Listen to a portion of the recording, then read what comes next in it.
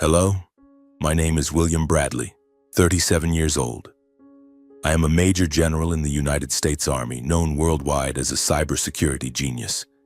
But today, as I stand before the mirror in this luxurious hotel room, I see only a man in a simple black suit, trying to recall what it feels like to belong to a family. I'm not the type to talk about myself. My job is to keep secrets, not flaunt them. But if you ask, I'll keep it brief. I graduated top of my class from West Point Military Academy, earned a master's in cybersecurity from Johns Hopkins, and was awarded an honorary doctorate by MIT. I've led international cyber operations like Sentinel Fire, founded the Ghost Grid unit, testified before Congress, and been honored by NATO for contributions that remain unseen, things that happen in the shadows to protect the light. Currently, I serve as the Director of Cyber Strategy, Integration, and Defense Relations at the U.S. Army Cyber Command. In simple terms, I'm the one leading the U.S. Army's cybersecurity operations, overseeing defense contracts worth billions of dollars. But no one in my family knows this.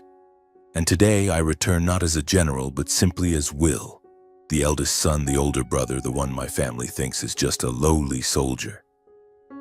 I stand in front of the 5-star Grand Elysium Hotel, where my younger brother Brian is about to hold his wedding. The building is as magnificent as a palace, with pristine white marble columns, sparkling crystal chandeliers, and a red carpet stretching from the entrance to the main hall. The soft strains of jazz music drift from inside, mingling with the laughter and chatter of elite guests. I take a deep breath, adjust my tie, and feel the cool touch of my West Point ring on my finger. This is my promise to my mother, that I wouldn't miss Brian's big day, even though it's been nearly 10 years since I've come home. 10 years since I chose my own path, leaving behind the glamour of my family to live in military bases, frigid server rooms, and long nights facing invisible threats in cyberspace. My family is not an ordinary one. My father, James Bradley, is the CEO of Nexora Dynamics, a colossal tech conglomerate that supplies software and equipment to the defense, healthcare, and finance industries. He's a tall man with salt and pepper hair, always dressed in bespoke suits exuding natural authority. My mother, Helen, is a gentle yet sharp-witted woman, quietly serving as my father's confidant. And Brian, my younger brother, is the CFO of the company, a younger version of our father, smart, ambitious, and always knowing how to charm a crowd. They are giants in the eyes of others, the architects of a billion-dollar empire. And me? I'm the only one who turned down the offer to join the family business, rejecting the opportunity to get rich, to live a life they'll never understand. I step into the banquet hall where over 300 guests are gathered. The air is thick with the scent of expensive perfume, the clinking of wine glasses, and the shimmer of evening gowns under the lights. A young woman in a hotel staff uniform greets me, checks my invitation, and points me toward table 17, tucked away in a far corner of the hall. I smile, thank her, but a sharp pang stabs at my chest. Table 17. Not the head table, not near the stage, but a side table reserved for unimportant guests. I'm not surprised, but it still feels like someone just slipped a small knife into my heart. As I make my way to the table, a few glances follow me. A cousin, an old family friend, some strangers. They nod politely, but I can see the curiosity mixed with pity in their eyes. "That's Will, the eldest Bradley son," I hear a woman whisper to her companion. "They say he's still in the military. Such a shame. With that mind, he could have done so much more." I pretend not to hear, pull out a chair at table 17 and sit down. The other guests at the table are engrossed in lively discussions about the stock market and real estate. They glance at me, offer polite smiles, then quickly return to their conversation, as if my presence is just a passing breeze. I look toward the stage where Brian stands, radiant in a black tuxedo, hand in hand with his bride, Emily. She's beautiful, with shimmering blonde hair and a warm smile. Brian laughs heartily, responding to a joke from our father, who stands beside him, raising a glass to the guests. The entire hall seems to revolve around them, the Bradleys, the successful, the respected. I take a sip of water, feeling a faint bitterness in my throat, not from the drink but from memories. Growing up, Brian and I were close. We were raised in a large house in suburban Virginia with a sprawling lawn and a sparkling blue pool. Our father always taught us about integrity, about living in a way that honored the family name. "You must do what's right no matter how hard it is," he'd say over dinner, his gaze stern yet warm. I believed him, believed in those values. So when I grew up, I chose West Point, chose the Army, chose a path I thought would make him proud. But I was wrong. When I announced my decision to enlist, my father looked at me as if I'd betrayed him. "The Army?" he said, his voice low. "You want to spend your life in barracks earning pennies when you could be in a corner office overlooking the Potomac?" Brian, just 18 at the time, stood behind him, shrugging with a grin.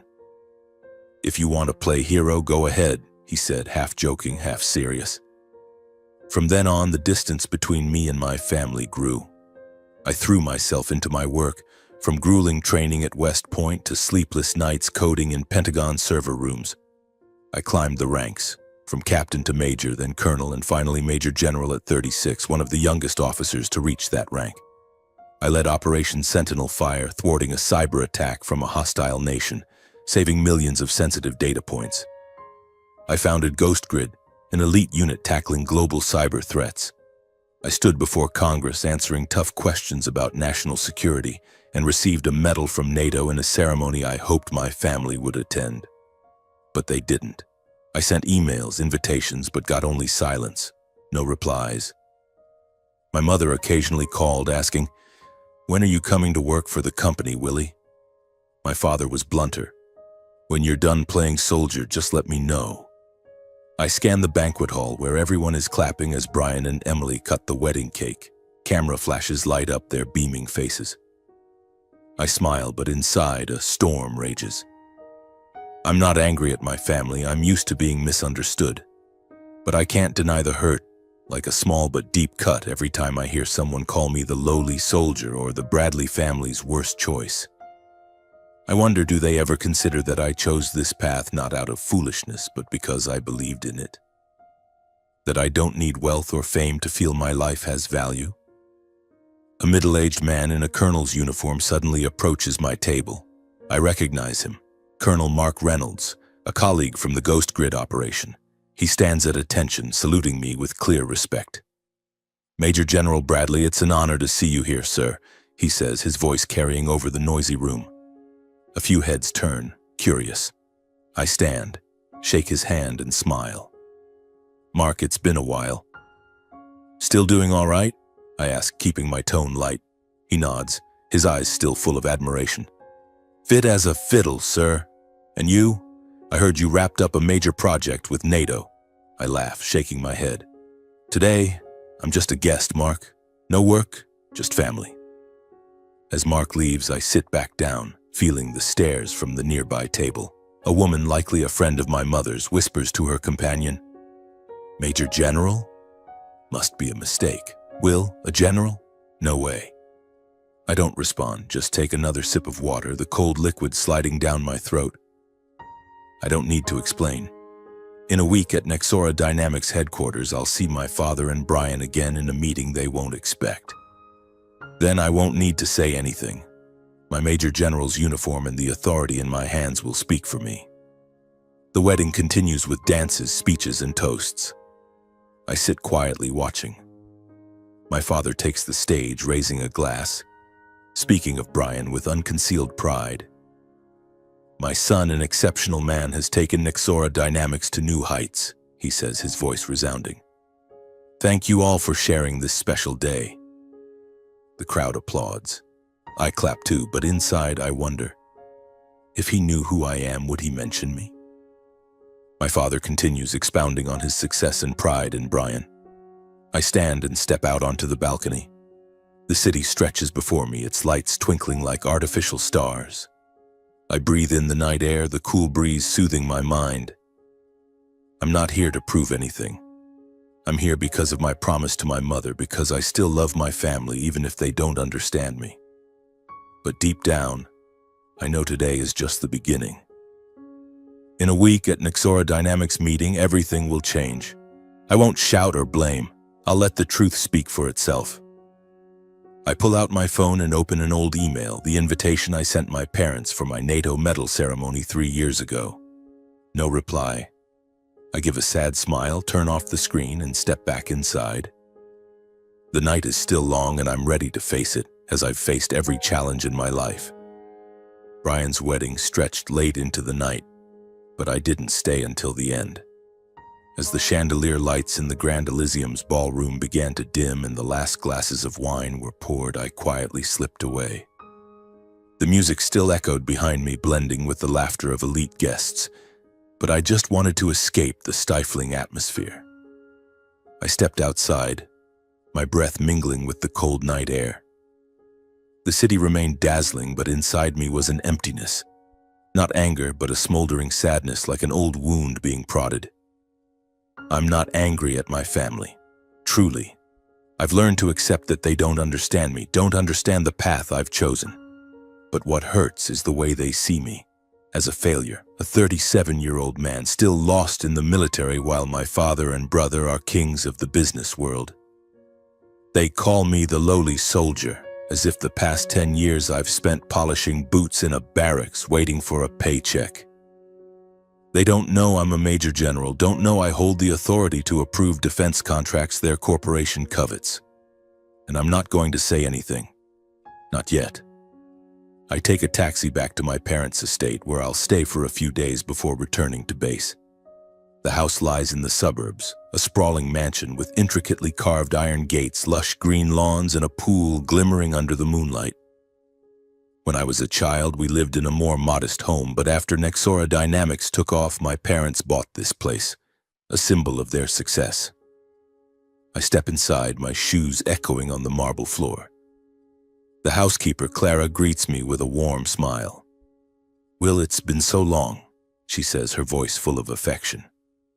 I smile, thank her, but deep down, I know her welcome might be the only warmth I'll find here. The living room is vast, with soaring ceilings and expensive paintings on the walls. I pause, looking around. On an ebony shelf sit ornate picture frames. My father and Brian at a tech conference, Brian receiving his MBA from Wharton. My father on the cover of Forbes with the headline, "Pioneer of the Future." No trace of me. Not a single photo, not a medal, not a hint of William Bradley, the eldest son who chose the military over the corporation. I once sent my mother a photo from my major promotion ceremony, me in uniform, standing before the American flag, shaking hands with a NATO general. She didn't hang it. Perhaps she thought it didn't match the style of the house. I walk to a corner of the room where an old photo sits, lightly dusted. It's our family when I was about 10, Brian just 6. My father has his arm around my shoulders, my mother holds Brian's hand, and all 4 of us are beaming in a park. I touch the frame, memories flooding back. Back then, my father used to talk to me about integrity, about doing what's right even if the world turns its back. "Will, you have to be a man who stands tall," he'd say, his eyes alight. I believed him, lived by those words. But now, he's the one who looks at me like a failure.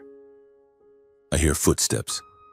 My mother enters from the doorway wearing a silk robe, her silver hair glinting under the light. "Willie, you're back early?" she says, her voice gentle but hesitant. I nod, smiling. "Yes, Mom. The wedding was beautiful, but I'm a bit tired." She steps forward to hug me, then quickly changes the subject. "Brian was wonderful, wasn't he? Emily's such a lovely girl, they'll be so happy." I nod, but inside I wonder, does she ever think about my happiness? I head upstairs to my room, a spacious bedroom with a large bed and windows overlooking the pool. I sit down, open my suitcase, and pull out a classified file on Project Helios, the defense contract Nexora Dynamics is chasing. I skim through it, jot down a few notes, then tuck it away. In a week, I'll meet my father and Brian at the corporation's headquarters, not as a son or brother, but as Major General William Bradley, the one who holds the fate of this project in his hands. I don't want to think about it now. I just want to sleep, to forget the condescending glances at the wedding. The next morning, I wake early and jog around the garden. The air is fresh, but my mind remains heavy. When I return to the house, I find my father at the dining table reading a financial newspaper. He looks up, nods. "Will," he says curtly, "sit, have breakfast." I pull out a chair and sit across from him. My mother brings a plate of eggs and toast, smiling but silent. The atmosphere is quiet, broken only by the clink of cutlery on plates. "What did you think of the wedding?" my father asks, eyes still on his paper. "It was beautiful," I reply. Brian looked happy. He nods, folds the paper, and finally looks at me. "And you? Still working in the military?" His voice carries a hint of hesitation, as if he's unsure whether to ask. I smile faintly. "Yes, still there." I don't elaborate. No mention of my rank, no talk of NATO, no stories of the nights I stayed up thwarting cyber attacks. I know he wouldn't care. He sips his coffee, then says, his tone calm but cutting, "You know, Will, sometimes I wonder what you're doing with your life. Brian's achieved so much, pulling in 6 figures a month, and you're still there in the barracks, living a life I don't understand." I grip my fork tightly, feeling anger rise, but I hold it back. "I like my work," I say evenly. He scoffs, shaking his head. "Work? That's not work, Will. It's a hobby. One day you'll realize what real responsibility is. When you do, just tell me. I'll arrange a good position for you at the company." I don't respond. I just look at him, the man who once taught me about integrity, now telling me my life is a joke. My mother sits beside us, silent, her eyes flickering between me and my father. Finally, she speaks, her voice soft. "James, enough. Will has his own path." But my father waves her off. "Helen, you don't understand. Will has potential, but he's wasting it. He's not like Brian." Those words hit like a knife. I stand politely, saying, "I'm full. Thank you, Mom." I leave the table, feeling my father's gaze on my back. I don't turn around. I don't want him to see my eyes stinging. That afternoon, I visit Brian at his downtown office. I want to congratulate him, to feel some trace of the brotherhood we once had. His office is on the 40th floor of a glass skyscraper with a panoramic view of the city. He sits behind a large desk, dressed in a gray suit, studying a financial chart on his screen. When he sees me, he stands, smiling. "Will, didn't expect you," he says, shaking my hand. But the handshake feels cold, like one between strangers. "Congratulations," I say, sitting across from him. "The wedding was great." Brian grins, leaning back in his chair. "Thanks. Emily and I planned it for a year. Cost a fortune, but worth it." He looks at me, curiosity in his eyes. "And you? Still in the military?" That question again. I nod. "Yeah, still there." Brian laughs, but the laugh lacks warmth.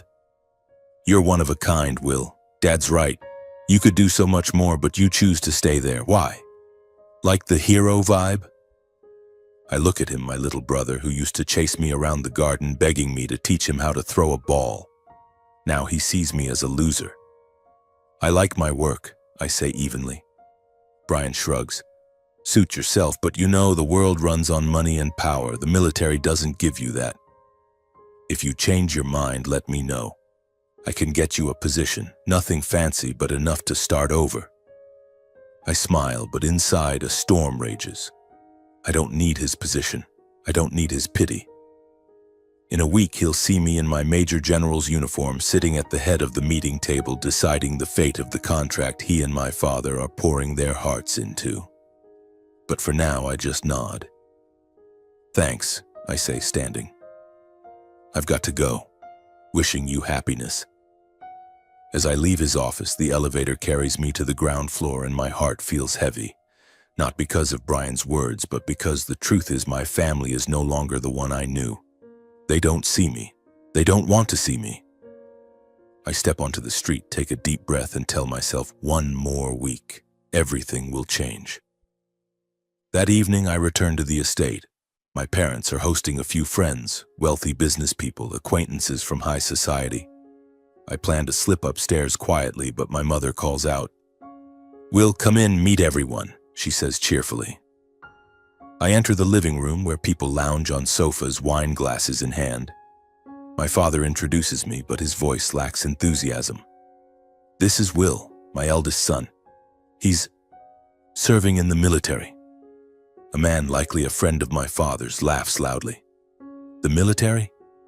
Really? You didn't want to work with your dad? Nixora Dynamics is dominating the market. The others chuckle as if it's a joke. I smile politely, saying, I like my work. But they don't stop. A woman wearing glittering pearl earrings chimes in. Oh, what a pity. With Bradley jeans, you should be a billionaire by now. My father laughs, sipping his wine.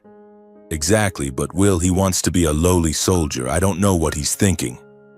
The room erupts in laughter at my father's mocking remark. I stand there, each word hitting me like a stone. I want to shout, to tell them I'm a major general, that I wield power they can't imagine. But I don't. I nod, excuse myself, and leave. Upstairs, I close my bedroom door, sit on the bed, my heart pounding. I lie back, staring at the ceiling.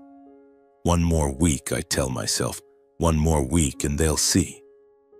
After 3 days at my parents' house, I began packing to return to work. Before I left, my father shook my hand and said, If you change your mind, just call me. His voice even. Nixora Dynamics always has a place for you. I nodded, saying nothing. I didn't need his place. I had built my own path, and in 1 week he would see. I returned to my apartment near the Pentagon, a modest, unassuming place with white walls, an old desk, and a bookshelf filled with classified documents. I started checking emails and preparing for the meeting at Nixora Dynamics. I wasn't nervous. I was used to pressure, used to boardrooms filled with powerful people, their eyes fixed on me, waiting for a decision that could change the world. But this time was different. This time I would face my father and Brian not as a son or brother, but as Major General William Bradley, the one holding the power over their biggest project. The day before the meeting, I stopped by my office at the military base. The atmosphere there always carried a unique weight. The clatter of keyboards, the crackle of radio communications, and the tense silence of people who knew every decision could save or destroy millions of lives. A colonel named John walked in holding a stack of documents. Major General, the final report on Project Helios, he said, placing the folder on my desk. I nodded, skimming the pages. Thank you, John. Anything unusual? He shook his head. No, sir, but Nixora Dynamics seems to be struggling with their cost structure. There are some unclear expenses. I frowned, reading closer. Brian was in charge of the project's finances. If there were errors, it was his responsibility. I nodded, telling John, Keep this quiet. I'll handle it at the meeting. The next morning, I put on my Major General's dress uniform, a deep blue suit adorned with gleaming insignia on the chest. I looked at myself in the mirror, feeling the weight of my rank, my responsibility. I didn't wear this to show off. I wore it because this was me, William Bradley, the man who chose this path, even when the world turned its back. I got into the car and my driver took me to Nixora Dynamics headquarters, a shimmering glass skyscraper in the heart of the city. As the car stopped, I took a deep breath and stepped out. Today, everything would change. I entered the main lobby where the receptionist greeted me with curious eyes. Major General Bradley, this way, please, a young assistant said, leading me to the boardroom on the top floor.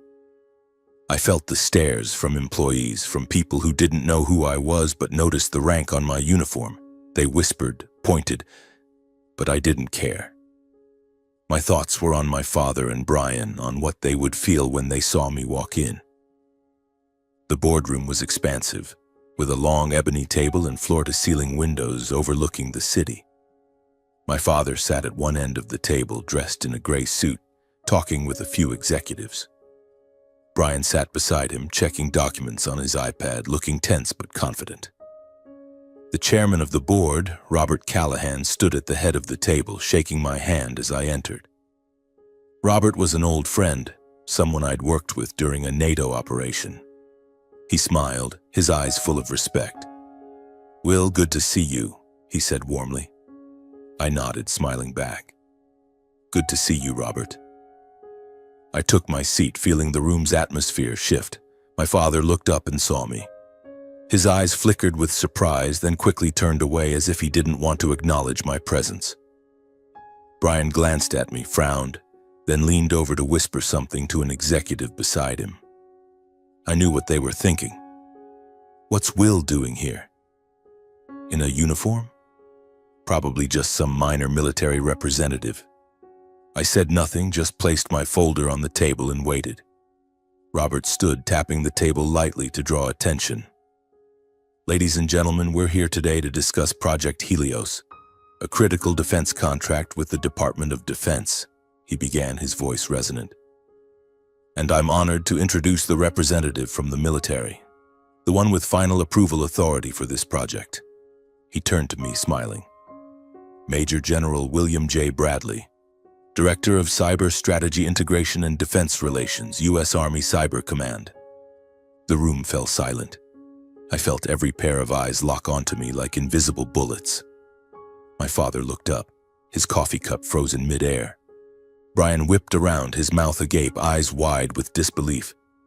The other executives whispered, some flipping through their documents as if to confirm it was really me. I sat straight, meeting Robert's gaze, nodding slightly. Thank you, Mr. Callahan. I'm ready to begin. My father coughed, trying to regain his composure. Will, he said, his voice trembling.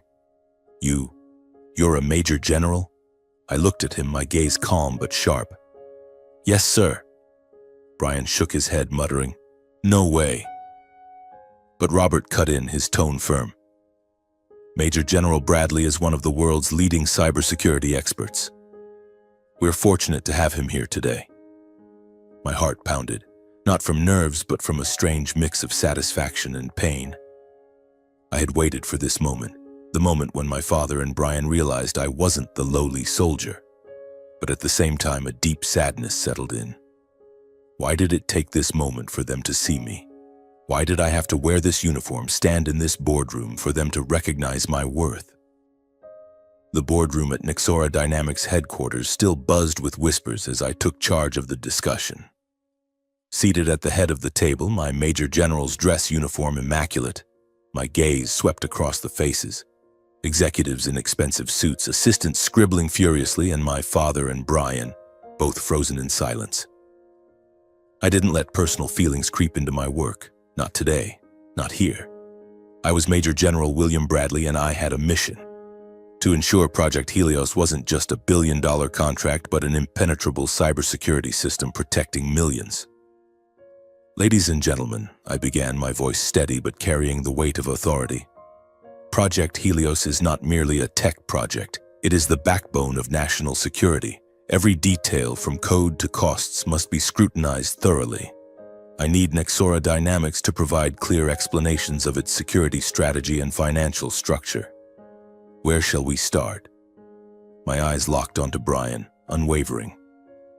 Brian, my younger brother, who just a week ago mocked me as the soldier playing hero, now fumbled with his tie. He glanced at our father as if seeking rescue, but my father sat silently, his gaze fixed on the table, hands gripping his pen tightly. Major General, Brian started, his voice faltering. We've optimized the cost structure for maximum efficiency. All expenses are fully reported. He slid a stack of documents toward me, but I could see the tension in his movements. His hands trembled slightly, and I knew. He wasn't certain. I flipped through the documents, my eyes scanning the numbers, but my mind already recalled the irregularities Colonel John had flagged. The $47 million expenditure for the Singapore subsidiary, I said, my voice calm but sharp. It's not clearly justified. Can you elaborate on its purpose? I looked at Brian, not as his brother, but as the man controlling the fate of this project. The room fell so silent I could hear the ticking of the wall clock. Brian swallowed hard, flipping through his papers, scrambling for an answer. It's an investment for auxiliary research, he said, but his voice lacked conviction. Auxiliary research, I repeated, raising an eyebrow. Do you have a detailed report on the outcomes of this research? Because according to military data, that subsidiary hasn't conducted any Helios-related research in the past 2 years. I slid another document toward him, an analysis from my team at Cyber Command. Brian paled. An executive nearby coughed, trying to break the tense atmosphere. My father finally looked up, his eyes darting between me and Brian as if he couldn't believe the scene unfolding. I didn't look at him. I didn't want to see disappointment or shame in his eyes. I was just doing my job as I had for the past 10 years, putting duty above emotion. Major General, another executive, Eleanor Hayes, spoke up, her voice cautious. We'll review this expenditure and provide a full report. I'm sure it's just a misunderstanding. I nodded, keeping my expression neutral. I expect that report within 48 hours. National security doesn't tolerate misunderstandings. I emphasized the last word and the room seemed to hold its breath.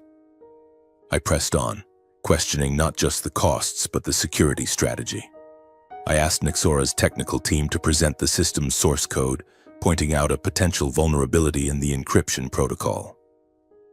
If an enemy exploits this flaw, the entire network could collapse within hours, I said, my voice icy. I need a remediation plan immediately. The engineers nodded frantically, scribbling notes. Brian sat silently, his eyes fixed on the table as if willing himself to disappear. My father finally spoke, his voice hoarse as if it took effort to get the words out. Major General, he corrected himself. We'll ensure everything is addressed. Nixora Dynamics is fully committed to working with the Department of Defense. I nodded, meeting his eyes for the first time in the meeting. I trust that commitment, Mr. Bradley, I said, my tone professional. Hearing my father call me Major General in front of the entire board filled me with an indescribable sense of confidence and pride. The meeting stretched on for 3 hours, and I ran it with the precision of someone accustomed to command. Every question, every demand was aimed at ensuring Project Helios met the highest standards. But I wasn't vindictive, didn't let personal feelings interfere. I wasn't here to settle scores with my father or Brian. I was here to do what was right, as my father had taught me when I was young. Though now, he seemed to have forgotten his own lesson. As the meeting ended, the executives stood, shaking my hand with evident respect. One whispered to another, I didn't know Bradley's son was a Major General. Impressive, I heard but didn't respond. I gathered my documents, preparing to leave when Robert Callahan, the board chairman, patted my shoulder. You did great, Will, he said warmly. I always knew you were special. I smiled, thanked him, but inside I just wanted to leave the room, the stares, the whispers. My father and Brian didn't leave immediately. They lingered as if waiting for something. I knew they wanted to talk, but I wasn't sure I was ready. I stepped into the hallway, feeling the cool air from the high windows. An assistant hurried after me, offering a glass of water. Major General, Mr. Callahan invites you to his private office for further discussion, she said. I nodded, knowing it wasn't just about work. It would be a confrontation with my family, one I'd delayed for too long. Robert's office was at the corner of the building with large windows overlooking the city skyline. When I entered, my father, Brian, and even my mother were there. Robert stood behind his desk, giving a slight smile. I'll let your family talk, he said, then left, closing the door.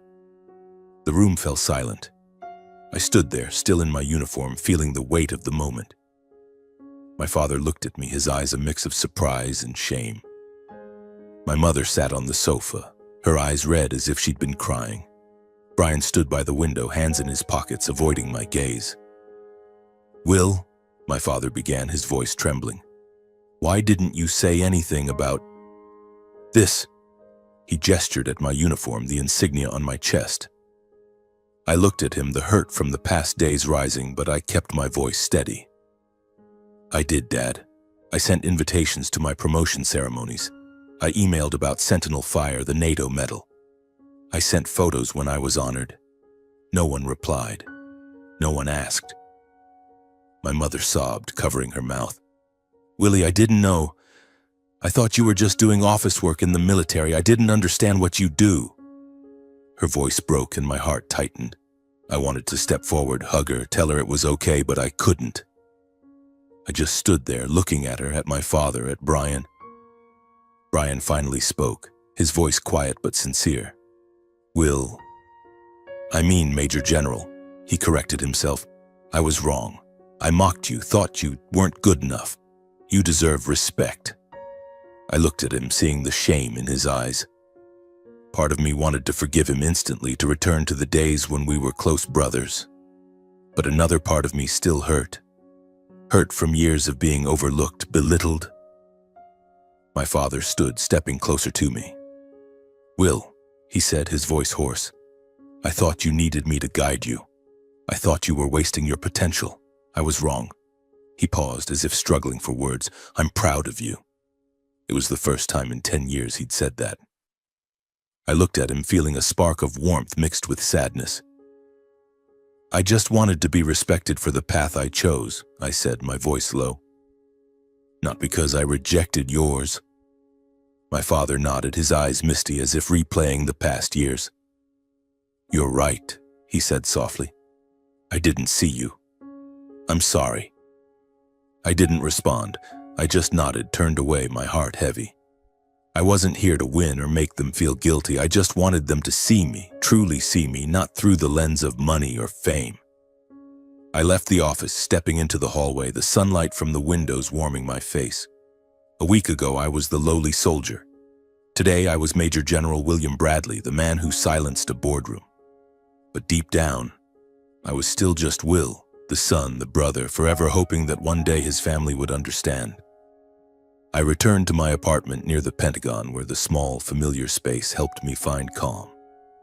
I took off my uniform, hung it on the rack, feeling its weight lift from my shoulders, but the weight in my heart lingered. At my desk, I opened my laptop, checking emails from Colonel John. The latest report on Project Helios confirmed my suspicions. Brian's cost structure had multiple gaps, not fraud, but poor management. I drafted a concise email to Robert Callahan, Nexora Dynamics chairman, urging them to rectify the issues before the Pentagon intervened. "This isn't intentional," I wrote, "but it needs immediate correction to ensure national security." I hit send, feeling a sense of relief for doing the right thing, not exposing my brother, but giving him a chance to fix his mistakes. The days that followed saw me dive back into work at Cyber Command, immersed in lines of code, classified briefings, and strategies to protect the nation's networks. But my family stayed on my mind. I thought of my mother, her tear-streaked eyes in Robert's office. I thought of my father, his trembling voice as he apologized. And I thought of Brian, my once close brother, now grappling with the fallout of his project's errors. A week after the meeting, I received an email from Brian. The subject was simply, "Thanks." I opened it, reading each line with a strange feeling. "Will," he wrote, "I've reviewed the entire cost structure for Helios as you requested. There were things I didn't handle well, and I'm fixing them. Thank you for not making a big deal out of it. I was wrong to underestimate you. If you have time, I'd like to meet. Just us brothers." I reread the email, a spark of warmth creeping into my heart. I replied briefly, "Good. I'm free this weekend. Let's meet at the old coffee shop." It was the small cafe in the suburbs where we used to sit for hours as kids, talking about naive dreams. Brian agreed immediately. I put my phone away, feeling a flicker of hope, though still cautious. I wanted to believe we could reconnect, but I knew the road ahead wouldn't be easy. That weekend, I arrived at the cafe, dressed in a shirt and jeans, no uniform, no insignia. I wanted to meet Brian not as a major general, but as his brother. He was already there, sitting in our old corner, a latte in front of him. When he saw me, he stood smiling, the first genuine smile I'd seen from him in years. "Will," he said softly, "thanks for coming." We sat, talked. At first it was small talk, work, Emily, the weather, but then Brian took a deep breath, looked me in the eye. "Will, I'm sorry," he said. "I thought you weren't good enough. I was wrong. What you do, what you've achieved, I didn't know. I let my arrogance blind me." I looked at him, seeing sincerity in his eyes. "It's okay, Brian," I said. I don't need you to be proud of me, I just want you to respect the path I've chosen. He nodded, sipping his coffee. I've fixed the cost plan, he said. Robert says it's much better now, and I learned a lesson, not just about finances, but about responsibility. I smiled, feeling relieved. Good. You're smart, Brian. You'll do better. We kept talking about old times, silly fights, the dreams we once shared. As we left the cafe, I felt a part of the gap between us had closed. Not entirely, but enough to make me believe that one day we could be real brothers again. A few days later, I received another email, this time from my father. It was an internal Nexora Dynamics memo sent to all employees, but I was directly copied. Dear Nexora Dynamics team, he wrote, I want to share something I've recently realized. My son, Major General William Bradley, is an exceptional man, a leader in cybersecurity and a source of pride for our family. I underestimated him, and I apologize for that. We are fortunate to have him supporting Project Helios, and I hope we all learn from his integrity. I read the email, my eyes stinging. My father hadn't just apologized to me. He'd publicly acknowledged his mistake to hundreds of people. It was something I never thought he'd do.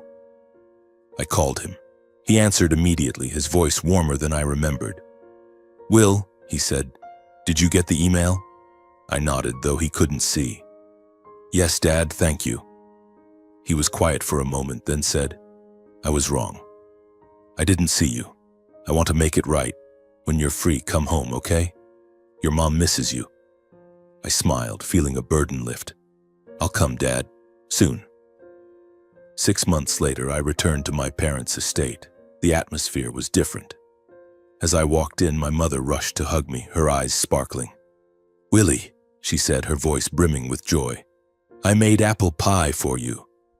I laughed, hugged her, breathing in the familiar scent of her perfume.